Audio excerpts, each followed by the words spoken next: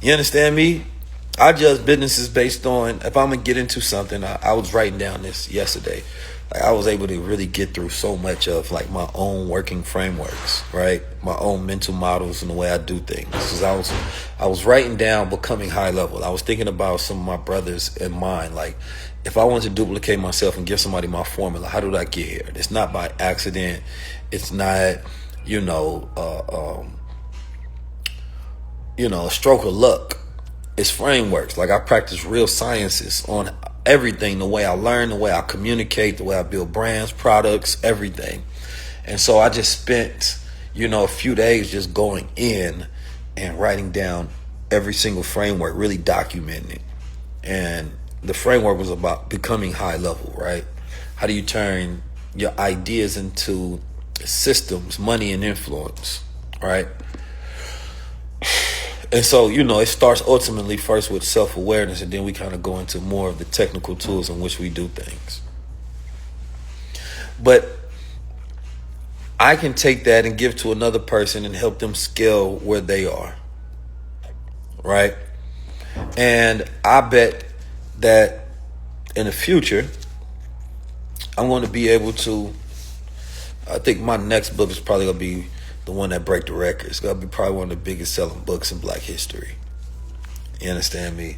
But if I let anybody be a part of that, in which I built, based on my frameworks, based on my science, know this is not luck. Know that everything is mathematical.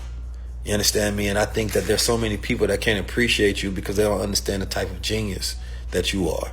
So there's different levels. There's insights that people come on here and that they give, right? They give insights about marketing. They give insights about world building and strategies. And I'm looking at these cats and I'm like, y'all are nerds studying other people, but y'all never did it. And people are paying them to learn about other people's strategies, even though that you've never done it. So you're able to give insights, but you can't give true value because you've never done it yourself. Every framework that I teach, I've done it before.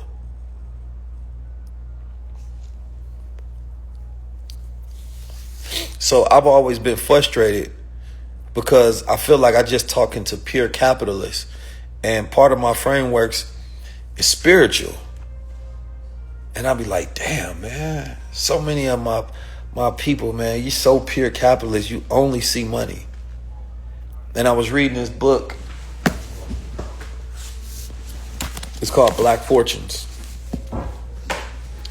And in this book, it talks about how the first black capitalists in America, they all funded revolutionaries and abolitionists. And I was thinking about that because there's a fundamental connection between black capitalism and liberation.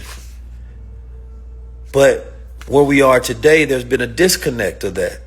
They now go give some money to some nonprofit Boys and Girls Club and be like, man, I've done my part. But there's no actual intentional real change or connection. Every single leader you can see there's money trails.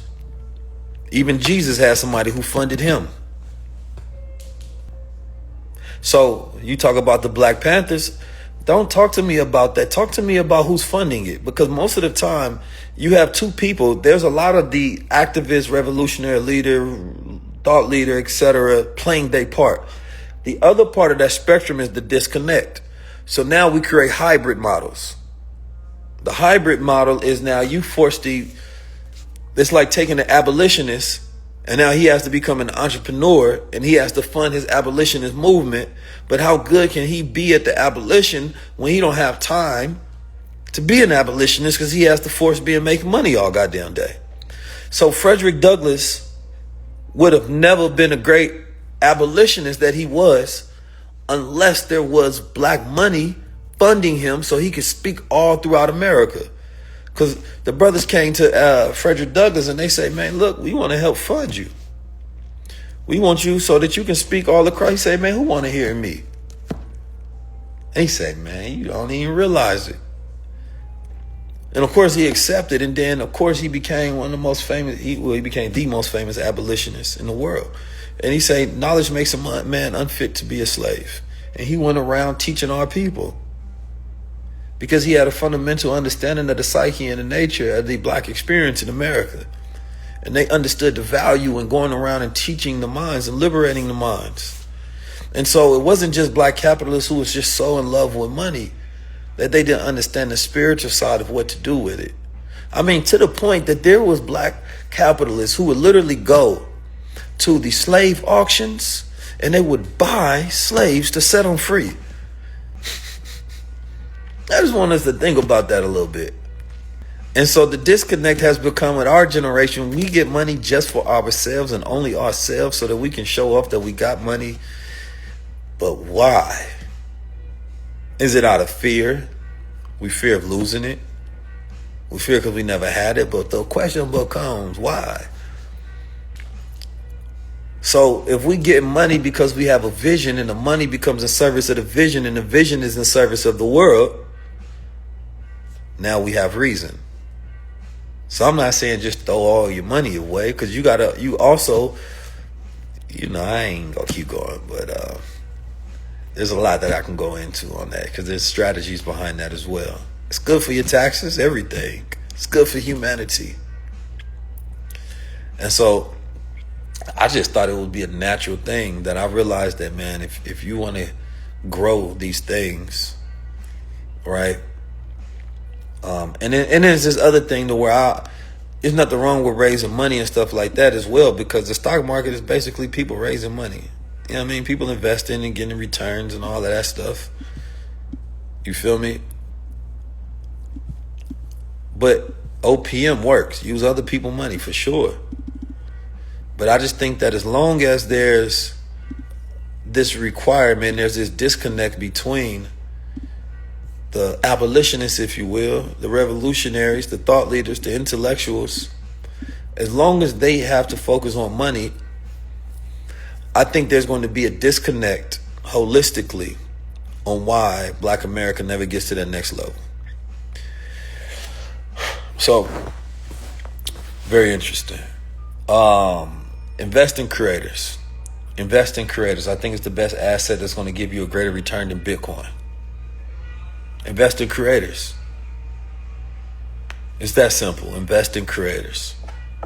I believe that it'll give you a greater return than Bitcoin. Now listen, I will be teaching my playbooks, a lot of them for free.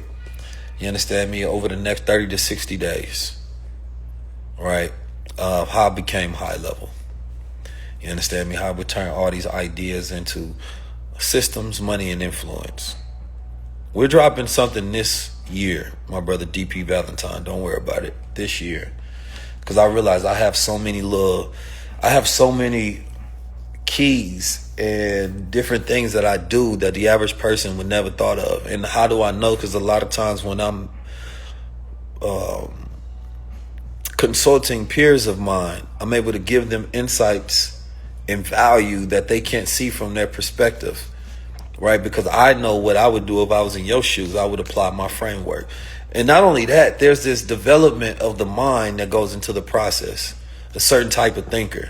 Right? We be looking for perfectionary systems, like asking people about their routine. Like, I'll tell you what my routine is in the morning, but it's actually more important than that. Forget the routine. There's practices that I have that allow me to consistently grow and learn, so I can consistently adapt and stay in flow mode.